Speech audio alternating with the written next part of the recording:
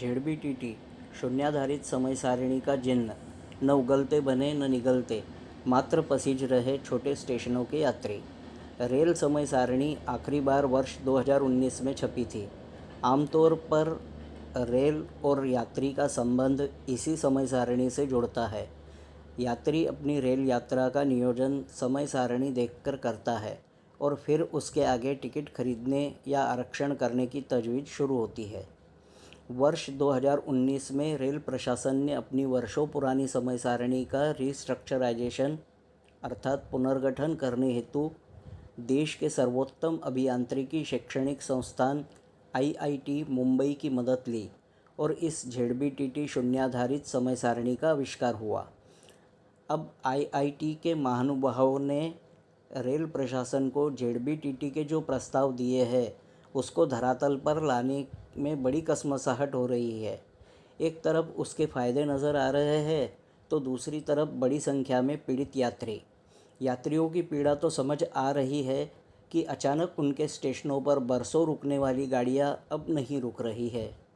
वर्षों से चल रही सवारी एक्सप्रेस गाड़ियां रेल विभाग ने चलाना ही बंद कर दिया है।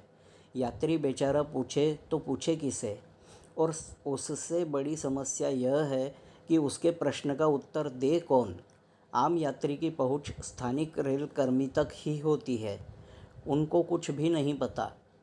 स्थानिक अधिकारियों, उच्च पदस्थ मंडल और क्षेत्रीय अधिकारी तक ऐसे प्रश्नों पर निरुत्तर हो रहे हैं, क्योंकि इस ZBTT के कार्यान्वयन में सबसे बड़ी बाधा रेलवे का पुराना बुनियादी ढांचा और पुराना चल स्टॉक है, और जब तक इस क्षेत्र में प्रगति नहीं होती तब तक ZBTT का पूर्ण कार्यान्वित होना लगभग नामुमकिन है।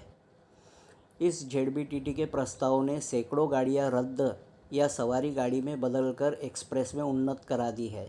सवारी गाड़ियां एक्सप्रेस बन जाने से उनके हजारों स्टॉपेजेस रद्द कर दिए गए। विशेष बात तो यह है कि ZBTT जैसे समग्र भारतीय रेल के समय सारिणी का पुनर्गठन इतने बड़े व्यापक और लाखों करोड़ों यात्रियों के ऊपर असर करने वाले कार्यक्रम के कार्यान्वयन पर कोई परिपत्रक प्रसार माध्यम को नहीं दिया गया है, ना ही इसके नफ़ा नुकसान की कोई जाहिर तौर पर चर्चा उपलब्ध है।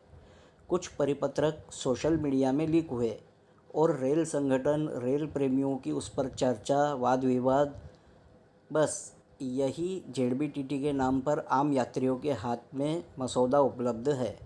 ऐसी अवस्था में परेशान यात्री के समझ में ZBTT के फ़ायदे गले नहीं उतरते और वह झट अपनी पुरानी व्यवस्था की मांग करता है।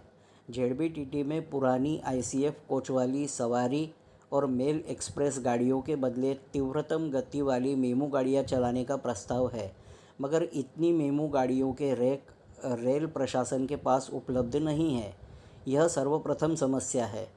पुराने कोच में गाड़ियां चलवा दे तो जब उन डिब्बों पर चलने योग्य नहीं ऐसा ठप्पा लग चुका है तो उसे चलाने की जोखिम कैसे ली जा सकती है।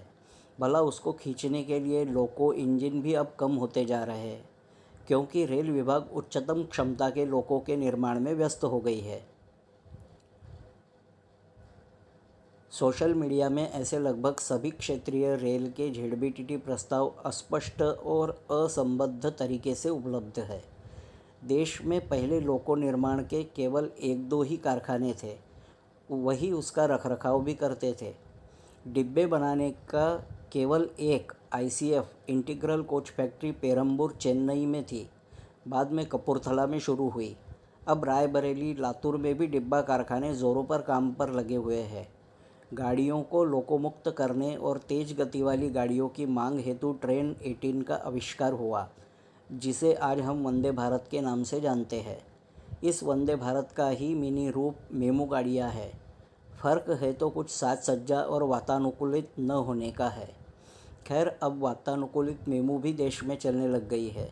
कुल मिलाकर सारे प्रश्न एक दूसरे की गुत्थियों में उलझ पड़े हैं, जिसके उत्तर को खासा वक्त लगने वाला है। इन सारी प्रशासनिक परेशानियों और समस्याओं से आम यात्री को कुछ लेना देना नहीं है। उसे केवल यह समझ में आता है कि उसकी चलती गाड़ी रेलवे ने बंद करा दी या स्टॉपेजेस उड़ा दिए।